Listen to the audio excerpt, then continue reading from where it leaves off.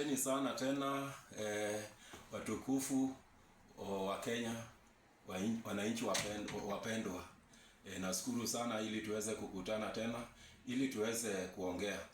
Hivi karibuni viongozi wameongea maneno mengine ambaye haifai katika nchi yetu ya Kenya. Manake sasa ni viongozi na hawa ndio inastahili wawe vioo ya jamii. Kwa sababu kiongozi inamaanisha wewe ndio sasa mfano. Hata mtoto wangu kule nyumbani anakaa na kufanya bidii ili aweze kusoma awe kama kiongozi fulani.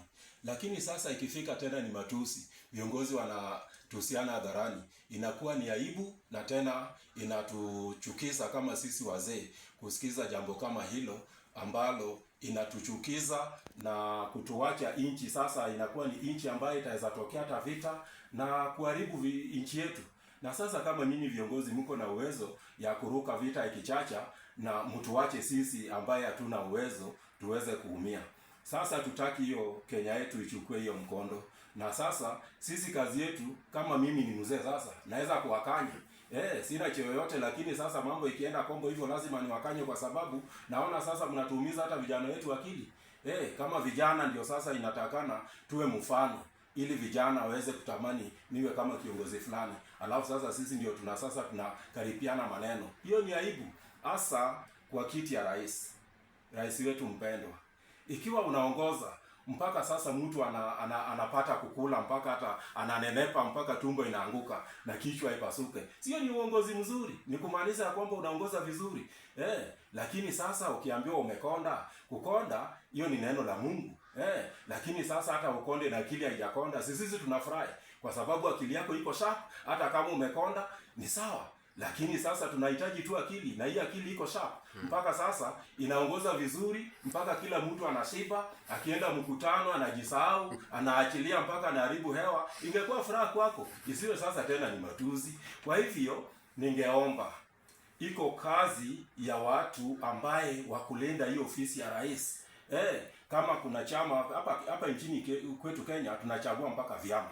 Na hapa chama kuna nominated MCA, iko nominated MP, iko nominated women rep, iko nominated senator na iko nominated mingi, na hiyo ndio ya kuchunga mkubwa ya chama. Kama mimi napenda sana historia. Na hiyo historia ndio sasa ukitilia maanani itakuweka nawe pia usiweze kuteleza. Kuna hayati Mzee Moi alikuwa na watu ambaye wanachunga hiyo ofisi. Ndipo hata hiyo ofisi ilivutia watu wengi mpaka wakaipenda. Ikamaanisha ya kwamba ofisi ya rais ni ofisi kubwa ambayo inachunga nchi. Kwa mfano, ungesikia kama Sharif Nassir anaongea kule Mombasa, tunasema hiyo ni sauti ya Moi. Moi hajaongea. Wewe ulihit tu Moi, lakini sasa Sharif Nassir, marehemu Mungu amlaze palipepa peponi, yeye anajibu huko. Tulikuwa na mtu ambaye anaitwa Mheshimiwa Kuria Kanyingi. Pia kama ungeguza Moi, hapo ndio sasa utasikia. Sasa ni Kuria Kanyingi utajibiana naye. Na tulikuwa na marehemu pia JJ Kamotho. Na wakumbusha tu, weka watu. Watu ni wajibiane na wale ambaye wanajaribu kukuharibia sifa. Kwa sababu sifa sisi tunaona yale ambayo unafanya. Mtu hawezi fanya yote. Ndipo hata tunasema ya kwamba kama inawezekana itakuwa hiyo ni tuta ndio uweze kutengeneza zaidi. Lakini sasa kama umenenepesa inji mpaka kiongozi anakula na jisahau, sio ni mzuri. Isiwe sasa tena ni matuzi. Haya, nami pia najaribu kukanya ndugu yetu Gachagua.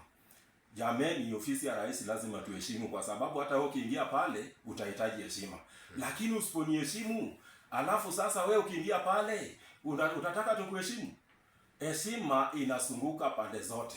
Kwa hivyo nawe pia kuambia rais amekonda, hiyo ni makosa. Lakini kwa sababu katiba yetu haiwezi kuwa kiegezo ya kutoa mtu ati kwa sababu amekonda. Amekonda ndio, lakini akili iko sharp. Mpaka sasa kila vijana wanatabasamu. Na wengine pia wanafurahi mpaka hata wanashiba wanaenda mkutano wanajiachilia. Sio ndio mzuri. Juzi mlikuwa mnatembea na sufuria hapa, lakini sasa sufuria mtembei nayo ni kumaanisha mnashiba. Kwa hivyo mambo ya kukonda hiyo rais isikustue. Kama umekonda lakini akili haijakonda ni sawa. Hawa wacha wanaone akili mpaka wanaone mpaka nini hiyo mwili, hiyo ni sauri yao. Lakini mambo ya matuzi punguza ili nchi iwe sabamba.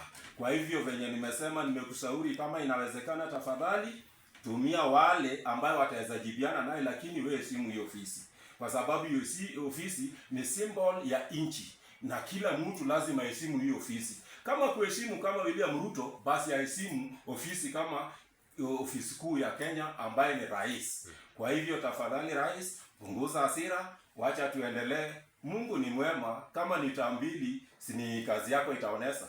Unasemaga ni performance na report form. Sasa hiyo report form ndio tutaangalia kama ni tambili ama moja. Lakini usistuliwe kwa sababu hata kama umekonda, akili hajafanya nini? Haijakonda. Si Mungu aweze kuwabariki.